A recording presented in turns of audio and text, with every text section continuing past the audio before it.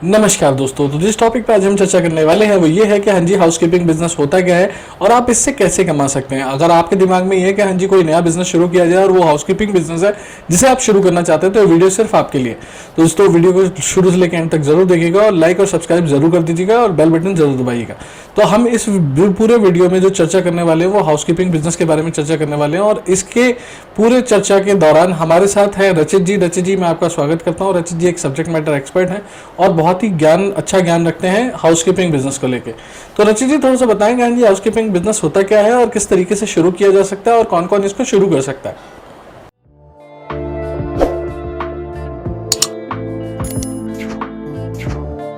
दोस्तों ये वीडियो कहीं से कहीं तक किसी भी तरीके का एडवर्टीजमेंट ना है, ना इसे माना जाए ना इसे समझा जाए, सिर्फ एक ट्यूटोरियल वीडियो है नॉलेज पर्पसेस के लिए। देखिए गौरव जी, हाउसकीपिंग सर्विस कोई नया बिजनेस नहीं है। ये बिजनेस बहुत पुराने टाइम से चला आ रहा है। बेसिकली हाउसकीपिंग सर्विस वो हर कोई बंदा दे सकता है जो कि एक मैन पावर की जिसके पास पूरी की पूरी फैसिलिटी अवेलेबल है।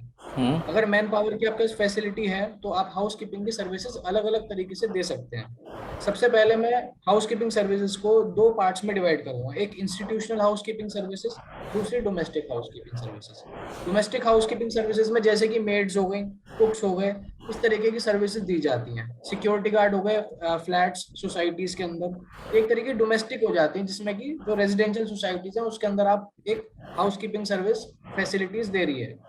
दूसरी इंस्टीट्यूशनल फैसिलिटीज होती हैं, जैसे कॉर्पोरेट्स होते हैं, कॉर्पोरेट्स को सर्व करना, कॉर्पोरेट्स का मार्केटिंग करना, जैसे कि क्लब्स हो गए, उनमें facility management services plus housekeeping services की सर्विस देना, अपना सिक्योरिटी सर्विसेज देना। ये सारी सारी चीजें हाउसकीपिंग सर्विसेज के अंदर कवर हो जाती हैं। तो ओके बेसिकली हाउसकीपिंग सर्विसेज कोई भी व्यक्ति शुरू कर सकता है इस तरीके से दो सेगमेंट्स में डिवाइड करके। ओके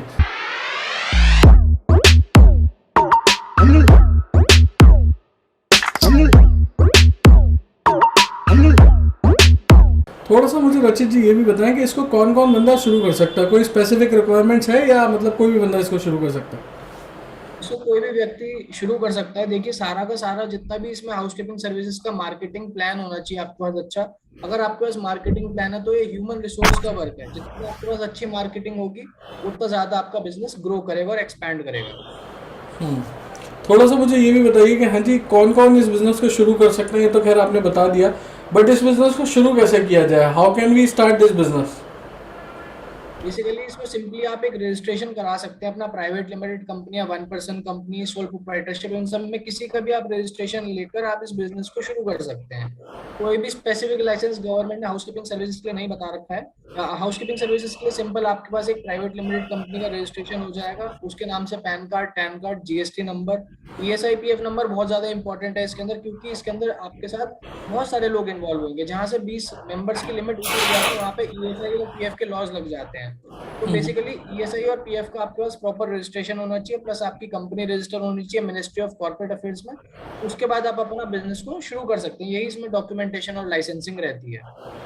ओके तो थोड़ा सा मुझे ये भी बताएंगे हाँ जी जैसे हम इस बिजनेस को शुरू कर रहे हैं तो इस बिजनेस को शुरू करने की रिक्वायरमेंट्स क्या होती है जो हम अपने दिमाग में रखें कि हाँ जी हम बिजनेस शुरू करने जा रहे हैं तो इन चीज़ों को दिमाग में रखें।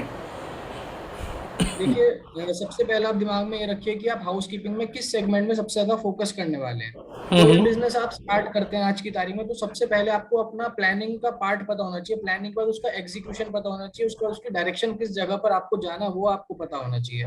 तो बेसिकली प्लानिंग आप इस तरीके से करेंगे कि भाई हाँ मैं हाउसकीपिंग सर्विसेज का बिजनेस करने जा रहा हूँ। एग्जीक्यूशन में आप ये देखेंगे कि आप मार्केटिंग किस चीज को आप टारगेट करने जा रहे हैं। क्या आप इंस्टीट्यूशनल क्लाइंट्स को टारगेट करना चाह रहे हैं, क्या आप अपना डोमेस्टिक क्लाइंट्स को टारगेट करना चाह रहे हैं। बेसिकली आपको मार्केटिंग पे फोकस कहाँ रखना है इनिशियली, क्योंकि आप हर जगह सब जगह पे तो हाथ पैर नहीं मार सकते एकदम इनिशियली, क्योंकि उसमें कहीं पे भी हाथ में कुछ भी आपको लगने का नहीं है। तो बेसिकली आपको अपने एग्जीक्यूशन पार्ट में ये देखना है कि आपको कहाँ पर मार्केटिंग करनी है। और डायरेक्शन में आपको सिंपली क्या करना है, जिसको भी आपने सोचा कि हाँ मैं इसको अपनी सर्विसेज बेचूंगा, तो उसको आपने अपना प्लान्स देने हैं, मीटिंग्स फिक्स करनी है, उसका मिलना है जाके, अपनी पूरी प्रोफाइल बतानी है, अपनी वेबसाइट बतानी है, अपना एक पूरे लाइसेंसेस की फाइल उसके सामने लेकर जानी है। तो इस तरीके से आप बिजनेस को क्रैक कर सकते हो। और अपना हर बिजनेस इसी तरीके से बढ़ता है और हर तरीके से मार्केटिंग, यही एक तरीके का मार्केटिंग का तरीका है आज की तारीख में। ओके तो थोड़ा सा सर मुझे ये भी बताइए, हालांकि आपने थोड़ा सा लाइसेंसेस के बारे में ओवरव्यू दे दिया था, बट मुझे ये बताइए कि हाँ जी, डॉक्यूमेंटेशन पार्ट क्या रहता है अगर हम इस बिजनेस को शुरू करने जा रहे हैं, तो क्या क्या डॉक्यूमेंट्स हमारे लगेंगे, किन किन डॉक्यूमेंट्स की रिक्वायरमेंट होती है हमारी, कितने लोगों की रिक्वायरमेंट होती है, और लाइसेंसेस क्या क्या होंगे मोटे मोटे। देखिए, लाइसेंस में आपको बता चुका हूँ, एक जीएसटी नंबर, आपका कंपनी के नाम से पैन कार्ड। देखिए, कंपनी के नाम से पैन कार्ड इसलिए बेटर रहता है क्योंकि एक कंपनी जो होती है सेपरेट लीगल एंटिटी होती है। कोई भी केस होगा कंपनी के नेम पर होता है। एक लिफ्टिंग ऑफ कॉर्पोरेट व्हील का भी कंसेप्ट होता है, जो कि एक लॉ का कंसेप्ट है, इसमें डायरेक्टर्स को पकड़ा जाता है अगर कंपनी के नाम से वो चीजें करते हैं तो। बट एक फिर भी फायदा रहता है कि कंपनी के नाम से एक सेपरेट लीगल एंटिटी बनती है, उसका टैक्सेशन पार्ट अलग होता है, तो मिक्सिंग नहीं होती है। इस वजह से प्राइवेट लिमिटेड कंपनी फॉर्म करना ज्यादा बेटर ऑप्शन रहेगा। और क्योंकि आज की तारीख में गवर्नमेंट ने इतने ज्यादा बेनिफिट्स दे दिए हैं प्राइवेट लिमिटेड और 1% कंपनीज को, कि मैं आपको बता नहीं सकता। Startup India, stand up India, seed funding schemes, हजारों स्कीम्स आ चुकी हैं आज की तारीख में। तो आप कोई भी अपना एक अच्छा प्राइवेट लिमिटेड कंपनी बना सकते हैं एक अच्छे प्रोफेशनल की मदद लेके। ये सर्विसेज हम भी आपको प्रोवाइड कर सकते हैं, कोई इशू वाली बात नहीं है। 10 से 15 दिन में सारे रजिस्ट्रेशन, सारे डॉक्यूमेंट्स आ जाते हैं बनकर। तो बेटर यही रिकमेंडेशन रहती है, कोई भी आप बिजनेस शुरू करें उसको आप इस तरीके से फॉर्म में बना के कर सकते हैं। और कॉस्टिंग भी आज की तारीख में बहुत कॉम्पिटिटिव है, बहुत अच्छा रेंज हो चुका है मार्केट का। तो आप कर सकते हैं, अच्छी मार्केटिंग भी इसमें कर सकते हैं साथ साथ ही। ओके, थोड़ा सा सर बताएंगे हाँ जी, जैसे सपोज हम इस बिजनेस को शुरू कर रहे हैं, हाउसकीपिंग बिजनेस को, तो कॉस्टिंग क्या क्या लगेगी, हमारा कितना एक्सपेक्टेड खर्चा लग जाएगा इस बिजनेस को स्टार्ट करने में। देखिए, ये एक तरीके का लेबर ओरिएंटेड और plus man power related business है। तो इसके अंदर आप सबसे बेनिफिशियल ये चीज है कि आप एक सिर्फ अपना एक आपके पास जगह होनी चाहिए, एक ऑफिस होना चाहिए। जैसे जैसे धीरे धीरे करके आपके पास क्लाइंट्स आते जाएं, आप उनको जो भी अपना ह्यूमन पावर है, मैन पावर है, वो प्रोवाइड करते जाएं। इसमें बेसिक सिस्टम क्या रहता है, सपोज 15,000 में आपको कॉन्ट्रैक्ट मिला है कि 10 मेड्स चाहिए किसी जगह पर, 10 से 12 मेड्स चाहिए। उसके बाद आपने उनके साथ कॉन्ट्रैक्ट कर लिया इस चीज का, आपके पास हर महीने की 1.5 लाख की बिलिंग होनी शुरू होगी प्लस जीएसटी का अमाउंट। साथ में आप जो उसका रेट चल रहा है मार्केट रेट, वो 12,000 11,500 चल रहा है। उसमें आपको 2 से 3 हजार पर अपना जो भी मैन पावर उस पर बच जाता है आसानी से। तो बेसिकली अब लोग पूछते हैं कि क्यों ना वो कंपनी वाले क्यों ना डायरेक्ट उन लोगों को ही कॉल कर लें सीधा का सीधा। बट ऐसा नहीं होता है। आज बड़े बड़े कॉर्पोरेट्स हो गए, बड़े बड़े लोग हो गए, उनको कोई ना कोई एक मीडिएटर बीच में चाहिए होता है। वो एक तरीके से हाउस कीपिंग सर्विसेज को इसलिए ढूंढते हैं क्योंकि जो भी उनके पास मैन पावर है वो बहुत ज्यादा जेन्युइन है, बहुत अच्छी है, जो कि प्रॉपर्ली वर्क करे, क्योंकि इसमें भी स्किल्ड और सेमी स्किल्ड का कंसेप्ट होता है। तो बेसिकली इस तरीके से चीजें रन करती हैं। ओके, थोड़ा सा सर ये भी बताएं कि हाँ जी, किस तरीके से क्लाइंट ला सकते हैं हम हाउसकीपिंग बिजनेस के लिए अगर हम नया बिजनेस शुरू कर रहे हैं।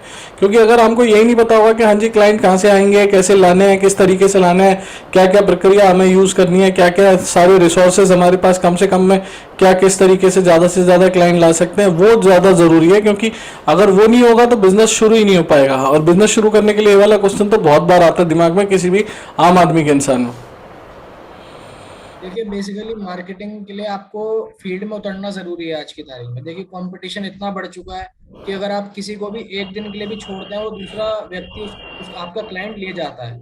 तो सबसे इम्पोर्टेंट चीज है कि आपकी मार्केटिंग टैक्टिक्स कैसी है। क्या आप उसको फिजिकली मार्केट कर रहे हैं, क्या आप उसको सोशल मीडिया के थ्रू पिच कर रहे हैं। तो वो चीज आपके ऊपर डिपेंड करती है और आपके बजट के ऊपर डिपेंड करती है कि आप कितना ज्यादा बजट आपके पास है, कि आप इतना भाई social marketing, social media marketing में लगा सकते हैं, कि आप इंस्टाग्राम पे लगा सकते हैं पैसा, फेसबुक एड्स पे लगा सकते हैं, गूगल एड्स पे लगा सकते हैं। बट इसमें सबसे इंपॉर्टेंट चीज जो रहती है वो आपकी पिचिंग रहती है क्लाइंट्स को। तो जितना अच्छे तरीके से आप बोल सकते हैं, जितने अच्छे प्रपोजल्स आप पढ़े लिखों की तरह एग्रीमेंट करके, जितना आप एमओयू बना के, मेमोरेंडम ऑफ अंडरस्टैंडिंग बना के लोगों से डील करेंगे, तो उतना अच्छा रहेगा। और धीरे धीरे जब 3-4 क्लाइंट बन जाते हैं, उसके बाद तो रेफरेंस का काम बहुत आना शुरू हो जाता है इस फील्ड के अंदर। तो यही इसमें मेरी सलाह रहेगी लोगों को कि जो भी आप काम करेंगे इसमें पूरे प्लानिंग से करें, पूरी स्ट्रेटजी लगा के करें, साथ साथ अपने लाइसेंसेस पूरे रखें इसके अंदर। ओके, धन्यवाद रचित जी, आपने बहुत ही बहुमूल्य समय के साथ सारी अच्छी चीज़ें बताई, पूरी तरीके से बिल्कुल विवरण पूर्वक आपने सारी चीज़ें बताई हैं। तो दोस्तों, अगर आपकी कोई भी क्वेरी है हाउसकीपिंग बिजनेस को लेके, चाहे वो प्लानिंग हो, बिजनेस प्लानिंग हो, रजिस्ट्रेशन हो, डॉक्यूमेंटेशन पार्ट हो, कॉस्टिंग से रिलेटेड कोई चीज़ आप पूछना चाहते हैं, इवन क्लाइंट्स किस तरीके से लाने हैं डिजिटल मार्केटिंग के थ्रू या और किसी वेज में, तो आप नीचे दिए हुए नंबर पर क्वेरी रेज करके पूछ सकते हैं। और थैंक यू रचित जी, आपने बहुत ही अच्छी तरीके से बताया। Thank you.